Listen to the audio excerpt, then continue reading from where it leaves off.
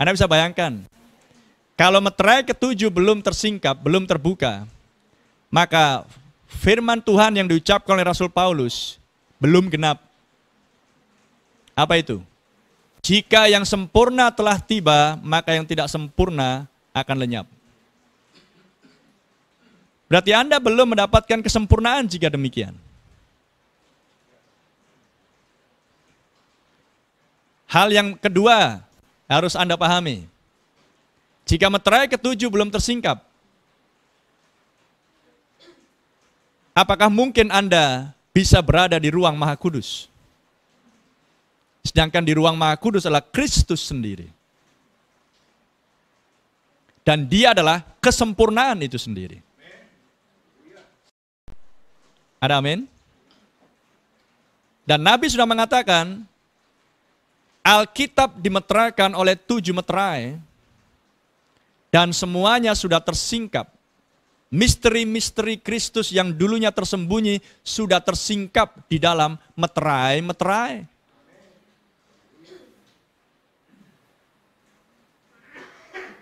Ada amin?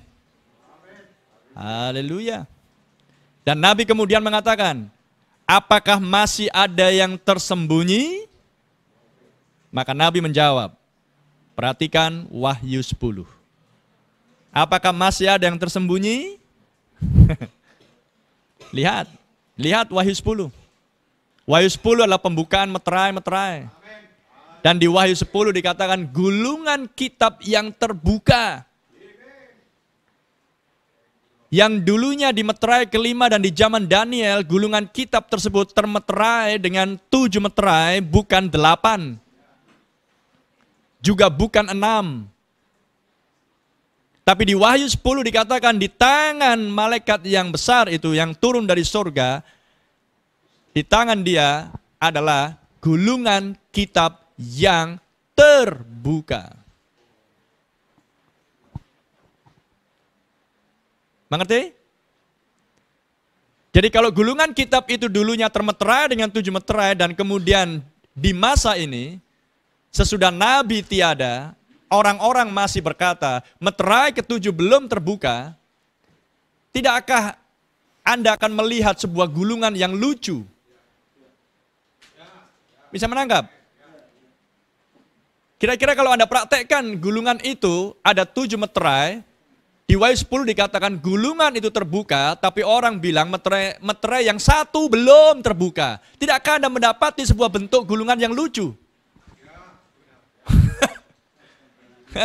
Bisa nangkap Anda? Secara logika manusia saja sudah tidak masuk akal. Apalagi kalau kita berbicara dari Kejadian sampai Wahyu.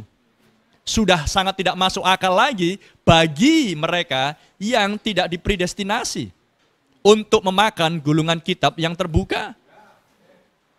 Atau bahasa halusnya, masih buta sementara.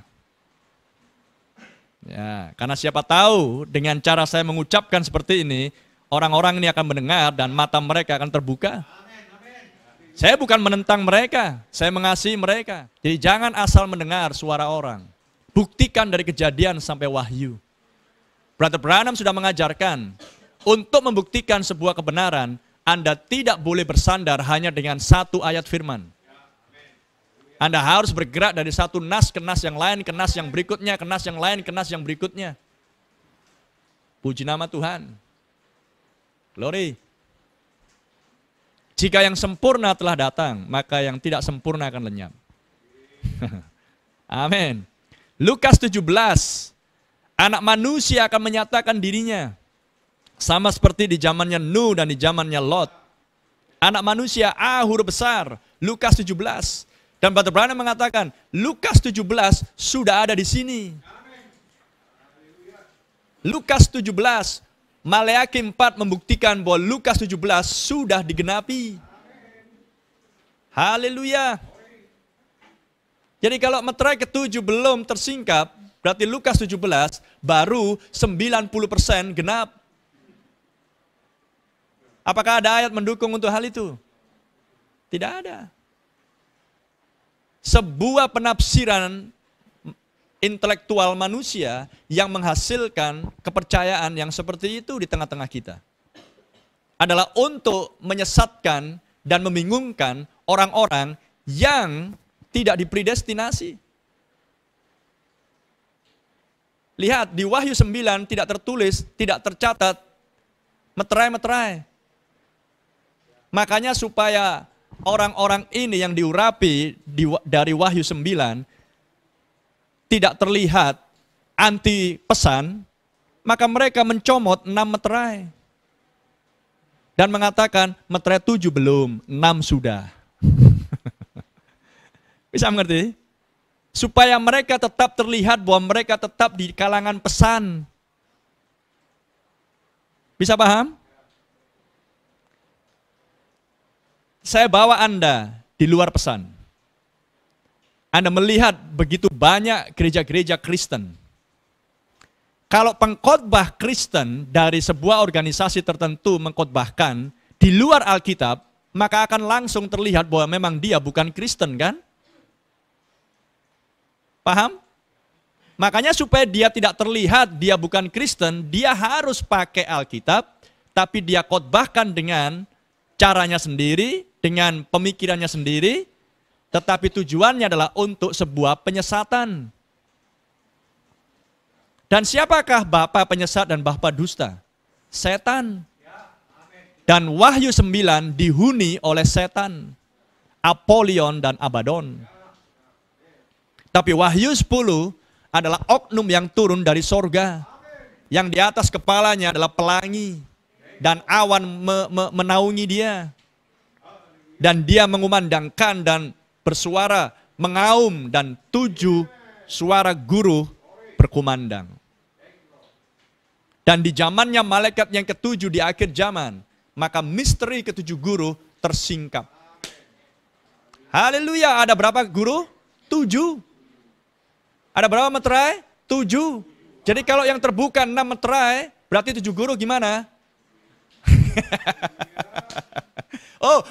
Guru yang ketujuh belum. Mana ada ayatnya?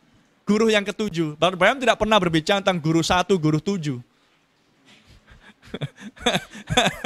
Renungkan hal-hal itu. Berarti kalau meterai ketujuh belum terbuka, berarti guru belum terbuka. Kalau guru belum terbuka, Brother Branham mengatakan, ketujuh guru mengumandangkan suaranya adalah untuk membangunkan mempelai wanita. Berarti kalau meterai ketujuh belum terbuka, ketujuh guru belum tersingkap, berarti mempelai wanita masih tidur. Tidur di mana? Di dalam denominasi-denominasi yang mati. Berarti Anda pun masih tidur. Haleluya. Tapi kalau tidur kok khotbah? Macam mana itu orang Medan bilang? Macam mana itu? Anda tidur tapi kok khotbah? Khotbahnya pesan lagi. Mana bisa orang tidur khotbah?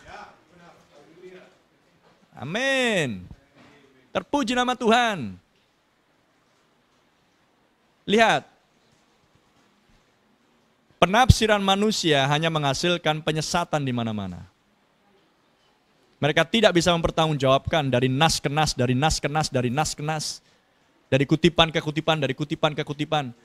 Karena mereka hanya puas dengan doktrin-doktrin Alkitab. Doktrin tentang lahir baru, tentang baptisan air, tentang kealahan, tentang predestinasi, tentang panggilan dan pilihan, tentang keselamatan, tentang penebusan. Semuanya adalah tertulis di Alkitab. Para teolog membaca itu, para teolog mengerti hal itu. Mengerti yang saya maksudkan? Tapi sekarang Anda dibawa untuk naik melampaui 7 zaman gereja.